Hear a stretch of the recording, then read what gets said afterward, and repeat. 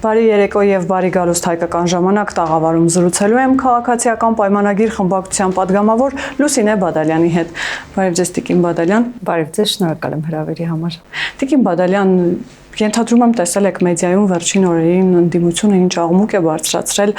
Արարատը ուրանալու հետ կապված, իրենց բառերով ասած, ձեզ մեղադրում են ձեր իշխանությանը, որ իրենցից խլում եք Արարատը, ուրանում եք Արարատը, նկատի ունենալով կնիքի վրայից Արարատի այդ նշանը հանելը եւ այսպես մեղադրանքները չեն դադարում։ Նախ ինչպես կմեկնաբանեք եւ ինչու է սա որակվում նաեւ որպես թրքացում։ Ընդդիմությունը, այսինքն իր կարգախոսներից մեկը դարձրել է թրքացումը, հիմա էլ ձեզ մեղադրում են, որ սա ոչ այլ ինչ է, քան թրքացում։ Ընդդիմությունը նոր չի, որ մեզ մեղադրում է, այսպես ասած, թրքացման մեջ, ինչ վերաբերում է ամբողջ աղմուկին եւ աղմուկի այս ծավալներին, հետեւելով այս աղմուկին ուզում եմ հասկանալ, արդյոք այն մարդիկ, որոնք այս պահին շատ բարձր բղավում են այդ մասին, մինչեւ օրս նկատել էին, որ Արարատի նկարը կար կնիքի սահմանի հատման կնիքի վրա։ Վստահ եմ, որ մեծ մասամբ ոչ, որևէ մեկը չէր նկատել։ Իսկ եթե ավելի լուրջ փորձենք մեկնաբանել, ապա սա մի քանի տարվա պատմություն ունի կնիքի վրա Արարատի նկարի ավելացումը եւ այն ժամանակ չեն եղել հանրային քննարկումներ, որովհետեւ ես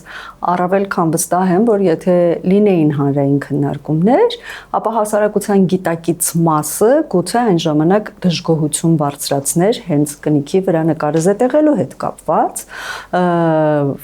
որևէ քննարկում չի եղել, այդպիսի որոշում ընդունվել է ընդամենը մի քանի տարի առաջ եւ նկարը զետեղվել է, այսօր ինչ վերաբերում է այսօրվան, ապա կարծում եմ, որ մեր քաղաքական թիմը կամ Հայաստանի Հանրապետության իշխանությունները շատ հստակ խոսում են անելիքների մասին, խոսում են այն ուղղության մասին, որով որ երկիրը պիտի շարժվի առաջ, եւ կարծում եմ, որ այս հարցերում, հատկապես արտաքին քաղաքականության հարցերում ժողովրդի հետ կա կոնսենսուս։ Իսկ երբ որ արդեն հստակեցված են բոլոր պլաններն ու քայլերը, թե մենք ինչպես ենք շարժվում առաջ, ապա պետական սիմվոլիկան պիտի համապատասխանի պետական շահին։ Եթե մենք խոսում ենք հարևանների հետ մեր հարաբերությունները կարգավորելու մասին, ապա պիտի պետական ցանկացած կնիք լինի, յուրաքանչյուր բան, որը խորհրդանշում է պետությունը, պիտի համապատասխանի Հայաստանի Հանրապետության քայլերին եւ պետական շահերին։ Այս նույն վարկածով ուղղակի ես կարող եմ հարց տալ եւ հարցին հարցով պատասխանել։ Եթե մենք խոսում ենք հարաբերությունը խաղաղության մասին, հարևանների հետ խաղաղություն հաստատելու մասին, ապա եթե հարևան պետության, մասնավորապես Ադրբեջանի սահմանի հատման կնիքի վրա լիներ խուստուպ լեռան նկարը, Հայաստանի Հանրապետության քաղաքացին վստահաբար կկարողանար գնալ հարաբերությունների կարգավորման, վստահ եմ, որ ոչ։ Այսինքն Հայաստանի Հանրապետության քաղաքացու մոտ այդ հարցը առաջանալու էր, ինչպես ենք մենք խաղաղ հարաբերություններ ստեղծում մի երկրի հետ, որի խորհրդանիշի վրա զետեղված է մեր տարածքում գտնվող լեռը։ Որևէ մեկի ինքնությանը վտանգ չի ներկայացնում, այսինքն անկախ նրանից ինչպիսին կլինի պետական սիմվոլիկան, անկախ նրանից ով ինձ օրինակ ինչ ազգ կամ բանի, դրանից իմ արյունը չի փոխվում, իմ գեները չեն փոխվում, ես իմ ինքնությունը չեմ կարող մոռանալ, եւ եթե որևէ լեռան կամ բնապատկերի կամ որևէ մարդու, պատկեր ինձ անհրաժեշտ է ամեն օր տեսնելու, ապա ես այն իմ տանը հաստատ կունենամ եւ որևէ մեկը ինձ չի կարողանա արգելել։ Իսկ նորից եմ կրկնում, պետական սիմվոլիկան պիտի արտացոլի պետական շահը։ Պետական սիմվոլիկան պիտի արտացոլի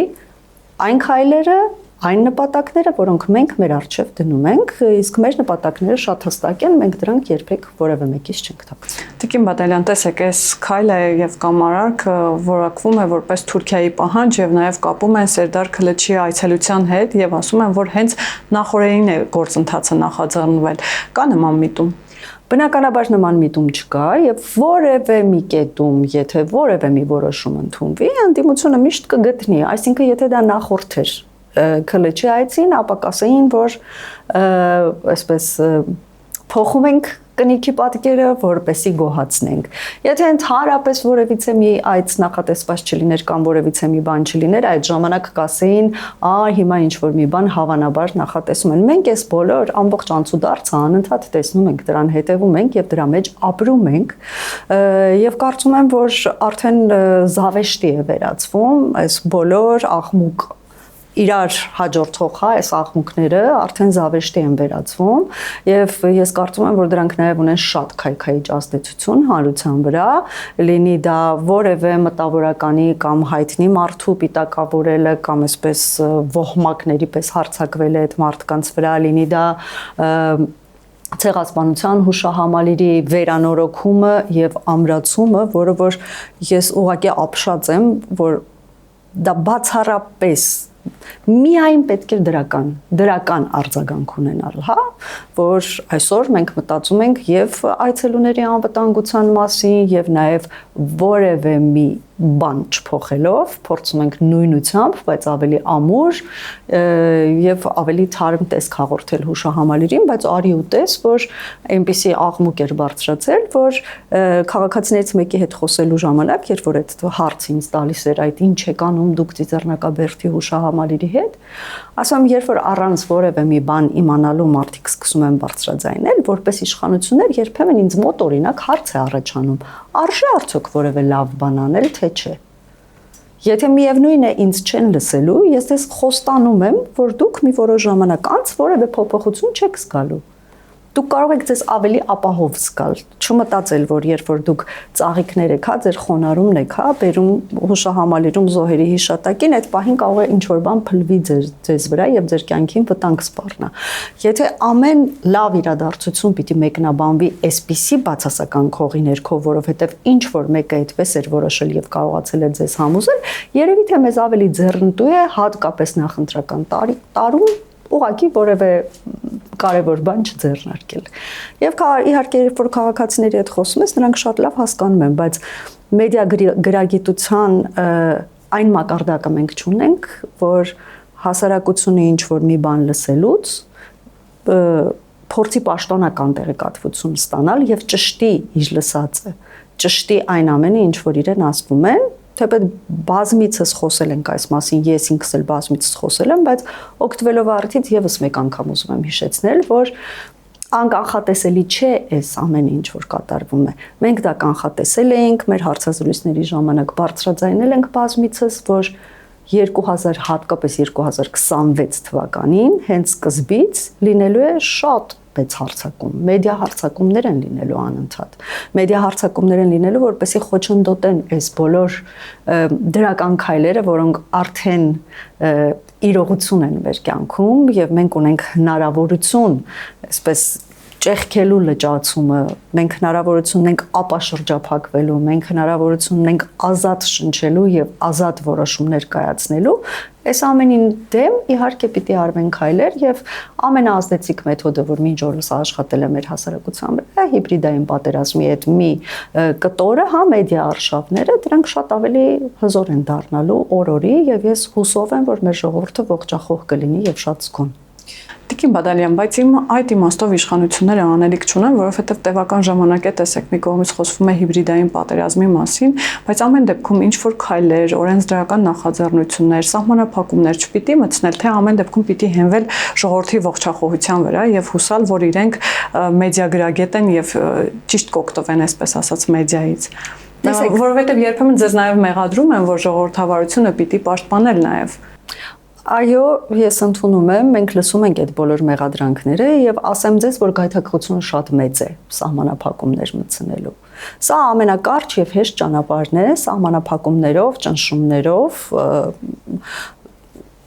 կարգավորելու, հա, մեդիա դաշտը, բայց միևնույն ժամանակ, քանի որ մենք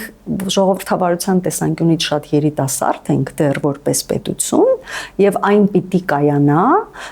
եւ երբ որ դու որոշ բաներ սկսում ես սահմանափակել եւ ճնշումների արդյունքում ես փորձում կարգավորել դաշտը, միևնույն է ինչ որ մի կետում այդ ճնշումը հաղթահարելու հնարավորություն է լինելու եւ էլ ավելի մեծ թափով են լինելու այդ արշավները։ Իսկ բնականon ճանապարհով պաշտպանելով խոսքի ազատությունը եւ այո կան օրենսդրական բավականին շատ կարգավորումներ, այսինքն եթե արդեն անցնում է սահմանը, դա դառնում է ապատեղեկատվություն կամ դառնում է վիրավորանք, զրպարտություն, ապա օրենքով դրանք կարգավորված են։ Իհարկե ես հասկանում եմ, որ նաև դատարանները ի վիճակի չեն այդ ամբողջ քանակը շատ արագ ժամանակի մեջ ուսումնասիրելու եւ եզրակացությունների գալու, բայց կարծում եմ, որ քաղաքակիրթ ճանապարհը դա է, մինչեւ որ հասարակությունը կկարողանա այնքան հասունանալ, որ 14-ը իրարից կտարբերի եւ կհասկանա հատկապես այն ոսկե կանոնը, որ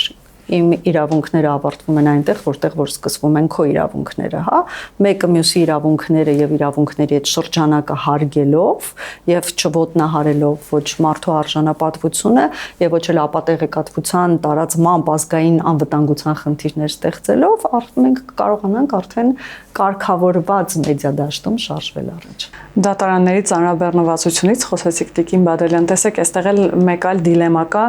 ընդդիմադիրները ամենատարբեր շրջանակներ մի կողմից մեղադրում են իշխանություններին դատական համակարգը իրենց ենթարկեցնելու մեջ եւ որ դատական համակարգը ուղիղ կախված է ձեզանից, իշխանությունից, նկատի ունեմ մյուս կողմից, գիտեք, ամենօրյա մակարդակով նույն Գալստանյանը, Սամվել Կարապետյանը հայցեր են ներկայացնում, գրեթե ամենօրյա այսպես ռեժիմով 10-15 հոգու դեմ, սա ինչ միտում ունի, նաեւ մի կողմից հայտարարել, որ դու դատական համակարգին չես վստահում, մյուս կողմից օրվա կտրվածքով այդպես 10-15 հայց ներկայացնել զրպարտության հիմքով։ Ձեր հարցը իր մեջ արդեն պարունակում էր պատասխանը։ Մենք շատ վաղուց հասկացել ենք եւ վստահ եմ, որ հասարակության շատ լայն շերտեր արդեն հասկացել են, որ ընդդիմության գործողությունների եւ խոսույթի միջև խորը հակասություններ կան։ Այսինքն նրանք ուղղակի ասում են ինչ որ բան ասելու համար։ Ուղղակի ինչ որ բան ասում են կամ ինչ որ թեզ գցում են այսպես դաշտ կենթանության նշույլներ ցուցաբերելու համար, երբեմն ուղղակի ինչ որ թեզեր են նետում հասարակություն կամ կստացվի կամ չի ստացվի։ Նույնիսկ եթե 2 օրով կարողանան ալեկոծել հասարակությանը, բնականաբար, ինչպես ասում են, ստի ոտքը կարճ է լինում եւ ժամանակի ընթացքում իհարկե ամեն ինչ պարզվում է,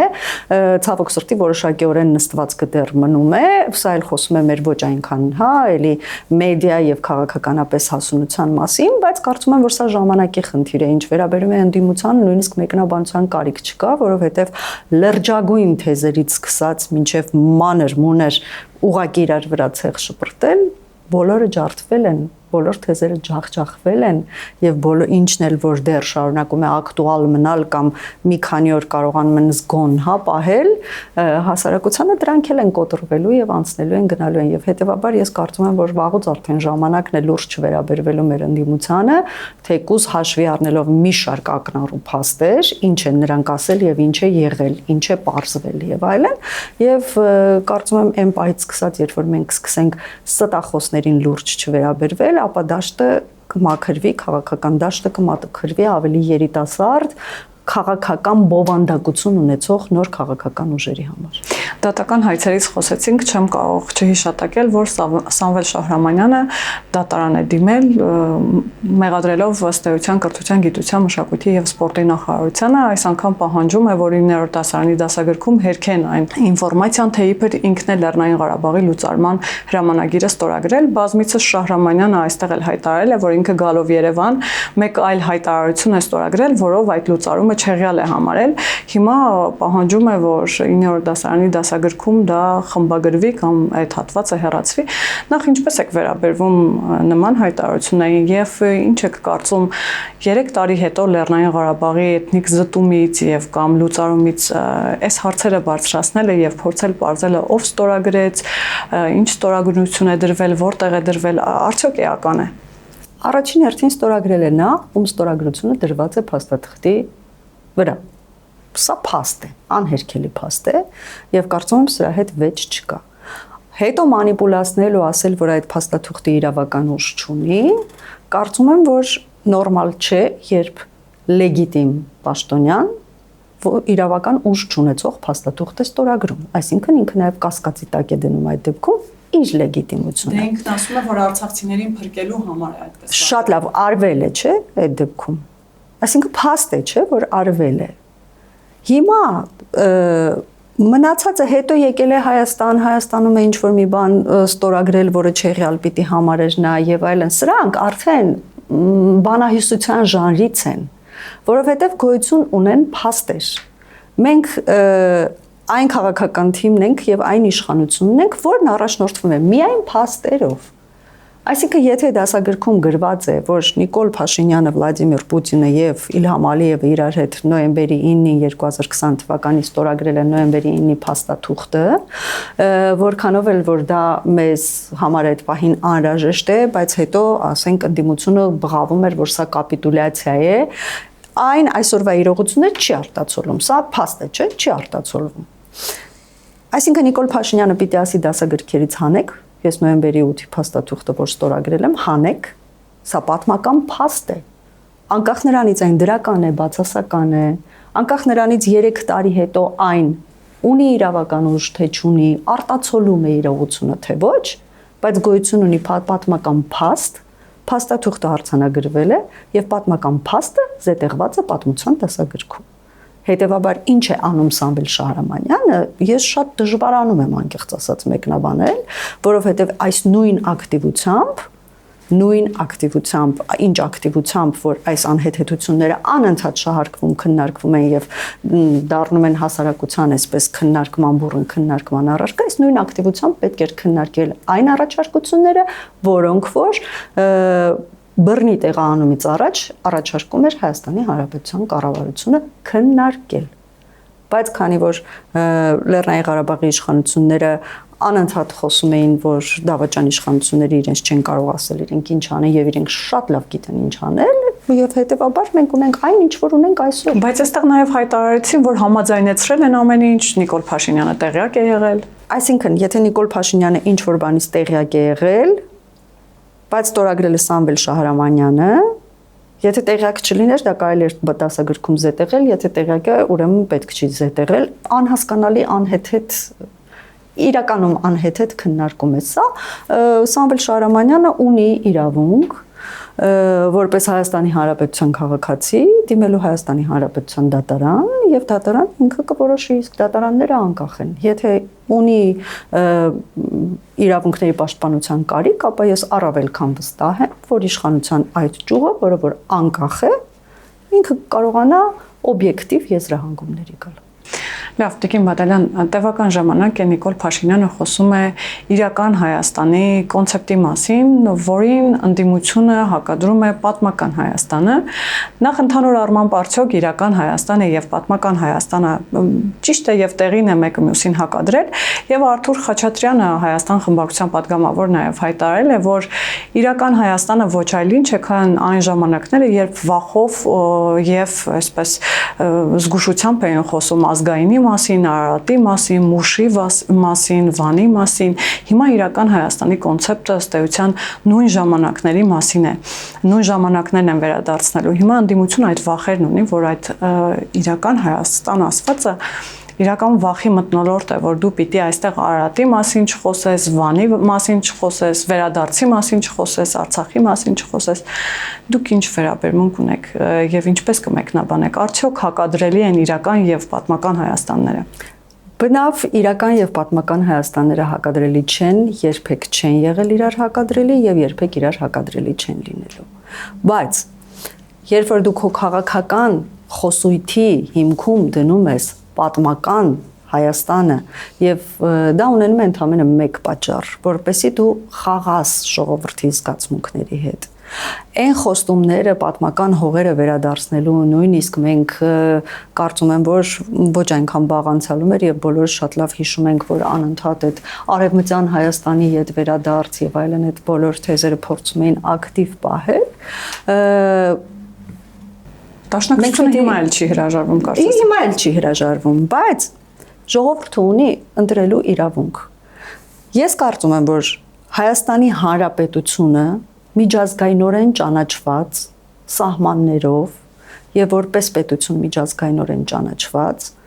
այն է, ինչ որ մենք ունենք, ինչ որ չունեն շատ ազգեր երկրագնդի վրա։ Մենք այն ունենք եւ մենք պիտի այն փայփայենք։ Եվ մենք ունենք այսպիսի ընտրություններ։ Իհարկե յուրաքանչյուր ընտրություն, յուրաքանչյուր ազգ ունենում է երազանքներ։ հա չի կարող ազգը չունենալ երազանքներ։ Եթե մենք հասկանում ենք, որ բաց թողնելով այն իրականությունը, որը մենք այսօր ունենք, որը փաստաթղթավորված է, որը լեգիտիմ է, որը ճանաչված է, որի հետ համագործակցում են աշխարհի բոլոր երկրները եւ փառք Աստծո այսօր արդեն վերջին իրողություններից հետո մենք տեսնում ենք, որ լրիվ այլ համագործակցության հարթություն ենք մենք բարձրացել։ Ընկնելով երազանքների հետևից, եթե մենք կանգնում ենք այն վտանգի առաջ, որ մեր ունեցածը կարող ենք կորցնել, ապա երազել մենք միշտ էլ կարող ենք։ Բայց մեր ունեցածը պահել, պահպանել, զարգացնել, հասնել այն մակարդակի, երբ որ երազանքները որոշակի կարող են դառնալ մի օր նպատակներ, նպատակները կարող են ենթադրել ինչ-որ քայլեր, ասենք 100 տարի հետո, 50 տարի հետո, բայց որպեսզի այդ երազանքները շարունակեն մնալ, մենք այսօր պիտի աշխատենք այն ամենի հետ, ինչ որ մենք ունենք։ Մենք այսօր պիտի ճանապարհները ապաշրջափակենք մենք պիտի տնտեսական, ռազմական, քաղաքական, բոլոր տեսակի շրջափակումներից մենք պիտի դուրս գանք։ Մենք պիտի դուրս գանք, մենք պիտի կայանանք որպես պետություն, մենք պիտի կայանանք որպես ժողովուրդ, որպես սահմանադրական մարմին, որպես ազգ մենք կայացած ենք մեր մշակույթով, մեր քաղաքակրթությամբ, մեր ամեն ինչով, որպես ժողովուրդ, որպես քաղաքացի մենք պիտի կայանանք եւ հետո նոր մնացած պատմական բոլոր փուլերով մենք շարժվենք առաջ։ Իրար հակադրել չի կարելի, որովհետեւ Հայաստանի Հանրապետությունը գտնվում է պատմական Հայաստանի մեկ հատվածում։ Այն ինչ որ մի շրջան մի քիչ ավելի մեծ է եղել, մի քիչ ավելի փոքր է եղել, սուվերենություն ունեցել է, չի ունեցել։ Մենք այսօր գտնվում ենք մեր պատմական հայրենիքի մի հատվածում, որտեղ ունենք կայացած պետություն եւ մենք պիտի այդ իրականությունը, հա, իրական Հայաստանը պիտի պահպանենք, փայփայենք եւ զարգացնենք։ Սա է մոտեցումը։ Ընդդիմությունը ինչ է ասում, վախենում է, չի վախենում, եթե ընդդիմությունը վախի մթնոլորտում է ապրում, ապա հետևեք ազգային ժողովի ելույթներին, ընդհանրապես ազգային ժողովի նիստերին եւ տեսեք ինչ բառապաշարով եւ ինչ տոնայնությամբ են իրենք խոսում անգամ Հայաստանի Հանրապետության վարչապետի հետ։ Արդյոք սա վախի մասին է խոսում։ Որևէ մեկ ընդդիմությունը արգելել է այս պահին գոյություն չունեցող Արցախի Հանրապետության դրոշը իրենց սեղանի վրա անընդհատ դնել։ Չէ, իրենք հակառակի մեջ են մեղադրում, որ դուք եք վախենում այդ հարցերը բարձրաձայնել։ Մենք վախենում այդ հարցերը բարձրաձայնել։ Մենք բնավ արցախցիների վերադարձ, Արցախ վերադարձ, ինչպես իրենք էին սեպտեմբերի 2-ի Մենք Հայաստանի Հանրապետության իշխանություններն ենք եւ մեր հոգսը Հայաստանի Հանրապետությունն է եւ Հայաստանի Հանրապետության քաղաքացին։ Լեռնային Ղարաբաղից բռնի տեղահանվածներին մենք մեր հարազատների պես ընդունել ենք այն բոլոր հնարավորությունները, որ մենք ենք տվել մեր հայրենակիցներին, ապշեցրել է նույնիսկ աշխարհի ամենազարգացած երկրներին։ Մենք տվել ենք բոլոր հնարավորությունները, այդ թվում Հայաստանի Հանրապետությունում Հայաստանի Հանրապետության քաղաքացու հետ հավասար իրավունքներ ունենալու հնարավորությունը, հավասար հնարավորություններ ունենալու տարբերակը։ Ամեն ինչ տրվել է, եւ դա այն է, ինչ որ Հայաստանի Հանրապետությունը այս պահին կարող է իրեն թույլ տալ։ Իսկ երազանքներով, սուտ խոստումներով, կեղծիքներով ժողովրդին խաբել այն էլ նախընտրական տարում դա հատուկ է այո մեր նախկին իշխանություններին։ Մենք հրաժարվում ենք այդ վարվելակերպից եւ մենք հնարավորինս անկեղծ ենք խոսում։ Ունենք այս պահին այս հնարավորությունը, բոլորս միասին անում ենք այս քայլերը։ Վաղը կունենանք մեկ այլ հնարավորություն, կքննարկենք այդ հնարավորությունները։ Եթե կտրվենք խորհրդարանական ընդդիմությունից, նույն Լևոն Զուրաբյանը օրերս հայտարարություն տարածեց, որ օգոստոսի 8-ի փաստաթղթերը ոչ այնքան խաղաղության մասին են, որքան նախընտրական խաբեություն են, եւ սրանով դուք նպատակ եք հետապնդում պարզապես 2026 թվականին նորից վերարտադրվելու այ իրական խաղաղություն իրենք են խոստանում գալով ամենատարբեր պրոյեկտներ իրականացնելով, այսինքն բախումը միայն խորհրդարանական ընդդիմության դեպքում չէ, նաեւ արտախորհրդարանական որոշ ուժեր մեղադրում են, որ օգոստոսի 8-ի փաստաթուղթը այդքան էլ խաղաղության մասին չէ։ Օգոստոսի 8-ին ընդունված փաստաթուղթը այնքան հստակ է, որ նույնիսկ տարընթերցման տեղիք չի տալիս, սկսենք այդտեղից։ Ինչ վերաբերում է մեր վերարտադրվելուն, նախ ուզում եմ քաղաքական տարբեր ուժերի եւ խոսնակների տեղեկացնել, որ մենք չենք պատրաստվում վերարտադրվել, մենք պատրաստվում ենք վերընտրվել։ Իսկ վերընտրվենք թե չենք վերընտրվի կորոշի Հայաստանի Հանրապետության քաղաքացին։ Երբ որ խոսում են քաղաքական գործիչներ, որոնք երբևէ որևէ բանով աչքի չեն ընկել, որևէ ծրագիր ներկայացնել, որևէ ելք ցույց տալ ժողովրդին, որևէ օրենսդրական նախաձեռնությամբ հանդես գալ, որևէ մի բանով ժողովրդի հոգսը թեթևացնել։ Ես կարծում եմ, որ մեկնաբանելու կարիք անգամ չկա, որովհետև ընդդիմությունը երբ որ սկսում է պախարակել օգոստոսի 8-ի հռչակագիրը կամ նախաստորագրված խաղաղության պայմանագիրը, որը որ համարում է, որ դա խաղաղության գործընթացին ընդհանրապես չի նպաստում, ես առաջարկում եմ արժևում չէ որ ընտրություններ են հերթական, հա, խորհրդարանական ընտրություններ։ Այդ դեպքում ինչ են իրենք առաջարկում։ Առաջարկում են, որպես իրենք իրենց ծրագիրը կազմեն, որը որ կլինի մեր նախընտրական ծրագրի ճիշտ հակառակը։ Շատ պարզ թող ասեն իրենք ինչ են ուզում, շատ պարզ։ Ասեն մեզ խաղաղությունը պետք չի հարևանների հետ։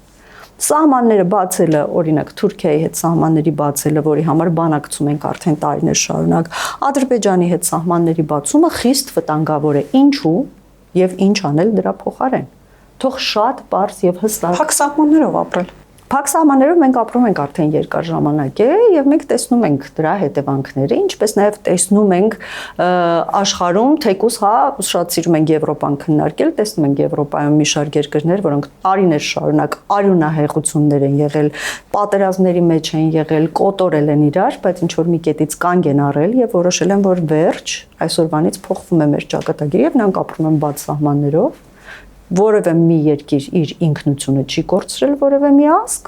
եւ կարողանում է խաղաղ գոյատևել, չեն պաշտում իրար բան չունեմ ասելու, բայց բոլոր դեպքերում խաղաղ կարողանում են գոյատևել։ Մենք նախընտրում ենք այդ ճանապարհը, եթե ընդդիմությունը նախընտրում է այլ ճանապարհ, ապա պարտավոր է ուղղակի ասել ժողովրդին, թե որն է իր նախընտրած ճանապարհը։ Ինչ է նա անելու։ Իշխանություն գալուց հետո իրենք ինչ են անելու։ Այդ ժամանակ կա այդպիսի հավանականություն, որ ժողովուրդը ավելի կնախընտրի իրենց ծրագիրը, քան մերը։ Օրինակ Լևոն Զուրաբյանն ասում է իրական խաղաղություն, խորհրդարանական ընդդիմությունն ասում է արժանապատիվ խաղաղություն։ Լևոն Տեր-Պետրոսյանը եզրույթներ են, իհարկե, կեղծ տերմիններ են, որոնք ուղղակի այսպես գեղեցիկ են հնչում եւ ժողովուրդը եթե ինչ-որ մեկին այդ բառակապակցությունը դուր է գալիս, ապա սկսում է կրկնել առանց հասկանալու ինչ է նշանակում արժանապատիվ խաղաղություն եւ ինչն է անարժանապատիվ խաղաղությունը։ Ինչ-որ մեկը կարող է դա բացատրել, թե չէ։ Կարծում եմ, որ որևէ մեկը չի կարող դա բացատրել։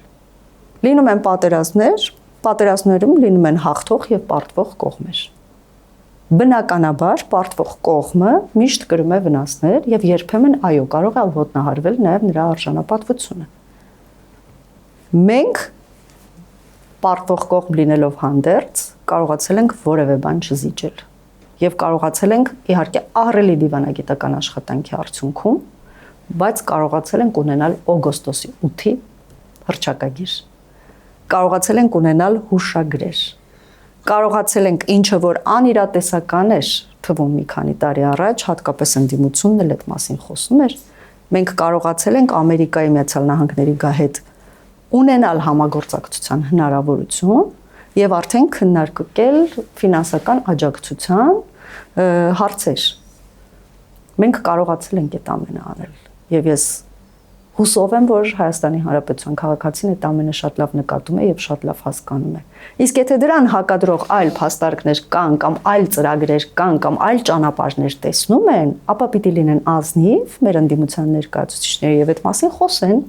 ներկայացնեն ժողովրդին եւ տան հնարավորություն, որ ժողովրդը իր ընտրությունը կատարի։ Ես որպես իշխանության ներկայացուցիչ կարող եմ երաշխավորել եւ պաշտոնապես հայտարարել, որ մեզ համար ամենակարևոր սկզբունքն է ընտրությունները չկեղծելը եւ մենք չենք կեղծելու ընտրությունները։ Եթե ժողովուրդը կորոշի, որ մեզ չի ընտրելու, ընտրելու է Լևոն Զուրաբյանին, վերջին մի քանի ընտրություններում այնուամենայնիվ այդպես չի եղել։ Ապա կընտրի Լևոն Զուրաբյանին, եթե նա ներկայացնի ծրագիր կամ իր ճանապարհը, իր ելքը։ Իսկ եթե դեռ կան քաղաքական գործիչներ, որոնց թվում է, որ մեզ թուրք կոչելով կամ դավաճան կոչելով իրենք քաղաքական դիվիդենդներ են հավաքելու եւ ընտրություններ են հաղթելու, ապա կարծում եմ, որ ժամանակից շատ հետ են մնացել։ Չէ, օրինակ ապա քաղաքական, այսպես ասած, Սամվել Կարապետյանի ուժը նկատի ունեմ իրենք այլ դիրքավորում ունեն։ Սամվել Կարապետյանը օրես կալանավայրից հերթական ուղերձն արեց, էլի խոսում է տնտեսության, գյուղատնտեսության զարգացման մասին, որ իրենք գալով ժողովրդագրական այս կատաստրոֆիկ պատկերը կփոխեն։ Սամվել Կարապետյանի որդին էլ տեսա ուղերձ էր արել, ասելով, որ հաշվում է օրերը, իր բառերով ասած, որպեսզի կարողանան ազատվել այս փոքրիկ խմբակից իշխանությանը նկատի ունեն։ Այս իմաստով նաև մտավախություններ չունեք, որովհետև իրենց էլ կարծես թե ընդդիմադիր մեդիան ներկայացնում է գլխավոր հակակշիռ իշխանությանը։ Անդիմադիր մեդիան ում ուզենա կկարողանա ներկայացնել որպես հակակշիռ, այնուամենայնիվ համապատասխան գումարի դիմաց ում ուզենա կարող է ներկայացնել որպես լուրջ հակակշիռ իշխանություններին եւ այլն։ Այնպես որ սա թողնում ենք, ինչ վերաբերում է դեմոգրաֆիական խնդրին, ապա կարծում եմ, որ Հայաստանի Հանրապետության կառավարությունը տարիներ շարունակ այդ հարցը քննարկում է, հնարավոր բոլոր շահառուների եւ շահագրգիռ կողմերի եւ բոլոր մասնագետների, բոլոր գերատեսչությունների հետ եւ բնականաբար ունի դրա լուծումները եւ այդ դրա լուծմանը գնում է։ Ինչ վերաբերում է Սամվել Կարապետյանի ապա քաղաքական ուժին, ապա կարծում եմ, որ նրանց բոլոր հայտարարությունները խիստ մանիպուլյատիվ են եւ իրականությանը չեն համապատասխանում, որովհետեւ դիցուկ ամենաթարմ օրինակը, խոսում են, որ եթե մենք եկանք իշխանության երրորդ երեխայի դեպքում աջակցությունը, այսինքն մարդիկ բնավ տեղյակ չեն այս կառավարության առաջարկած եւ նաեւ իրականություն դարձրած ծրագրերից, այսինքն երրորդ այն ինչ որ իրենք առաջարկում են տարիներ շարունակ գործում է, վերջին մի քանի տարվա ընթացքում գործում է։ Եվ հետեւաբար այն քաղաքացին, որը որ օգտվում է այդ ծրագրերից, ինքը իրեն հարց է չտալու, ինչ է խոսում այս մարդիկ։ Ինչ էլ ներկայացնի ընդդիմադիր մեդիան, ինչպես էլ որ ներկայացնի։ Եթե իմ կարծիքը ինչ որ մեկին հետաքրքիր է ապա քաղաքական ուժից, ապա ես խորհուրդ կտայի նախ եւ առաջ որևէ ծրագրի մասին խոսելուց կամ ժողովրդին որևէ խոստում տալուց ուսումնասիրել, արդյոք այն արդեն իրականացվում է թե չէ, որպեսզի անհարմար դրության մեջ չհայտնվեն, բայց մինչև նրանք դա սովորեն, կանցնեն տասնյակ տարիներ։ Տիկին Բադալյան, բայց ամեն դեպքում ձեր ուժը եւ գործող իշխանությունը մոտիվացնում է ինչ որ իմաստով նոր քաղաքական դեմքեր ձևավորվելու առումով նույն Ռոբերտ Քոչարյանի որդին, հիմա արդեն դաշտում Սամվել Կարապետյանը, Սամվել Կարապետյանի որդին, ինչպես է դա ստացվում, այսինքն ինչպես է այդ տեղի ունենում այդ գործընթացը, որովհետև Կարապետյանի որդին էլ վերջին տեսաուղերձում ասաց, որ թեև չի սիրում մտնել այդ գործընթացների մեջ, բայց պարտավոր է, որովհետև ուզում է, որ ազատվեն այս իշխանություններից եւ դրան շատ քիչ է մնացել, այսինքն գլխավոր մոտիվացիան ամեն դեպքում դուք եք բոլոր դեպքերում։ Մենք որևէ բան չենք արել մոտիվացնելու համար նման քաղաքական ուժերի, բայց նրանց մոտիվացնում է ինչ-ինչ հանգամանքներ կամ ինչ-ինչ չափի գումարներ եւ ուղղորդումներ, որոնք գալիս են հստակ կենտրոնների կողմից։ Ես վստահ եմ, եթե մի շատ քաղաքական գործիչներ ունենային հնարավորություն եւ իրավունք ազատ հանգիստ ապրելու այն էլ այն Հայաստանի Հանրապետությունում, որը որ 18 թվականից հետո շատ մեծ դժվարությամբ եւ նույնիսկ արյան գնով կերտվում է, ապա նրանք կնախընտրեին լինել այդ հանրապետության քաղաքացին եւ օգտվեին այս իշխանության ընձեռած սոցիալական, մշակութային, գիտական եւ մնացած բոլոր ծրագրերից։ Բայց ես ցավում եմ որոշ քաղաքական ուժերի համար, որ այդ հնարավորությունը իրենք չունեն այդ ազատությունը, որովհետեւ դա իրենց որոշումը չի քաղաքականություն մտնելը, երբեմն նույնիսկ ֆիգուրներ կան, որ տեսնում ես, որ իրենց խելքի բանն էլ չի միևնույն ժամանակ, բայց նրանք այլ ընտրանք չունեն։ Հետևաբար առաջարկում եմ հանգիստ թողնել այդ քաղաքական ուժերին եւ տալ հերթական անգամ հնարավորություն Հայաստանի Հանրապետության քաղաքացուն անել իր ընտրությունը եւ ինչպիսին է լինի իր ընտրությունը, ես վստահ եմ եւ վստահեցնում եմ, որ մենք որպես իշխանություն եւ որպես քաղաքական ուժ հարգելու ենք Հայաստանի Հանրապետության քաղաքացու որոշումը։ Հիշեցնեմ, որ զրուցում էինք քաղաքացիական պայմանագիր խմբակցության պատգամավոր Լուսինե Բադալյանի հետ, կհանդիպենք։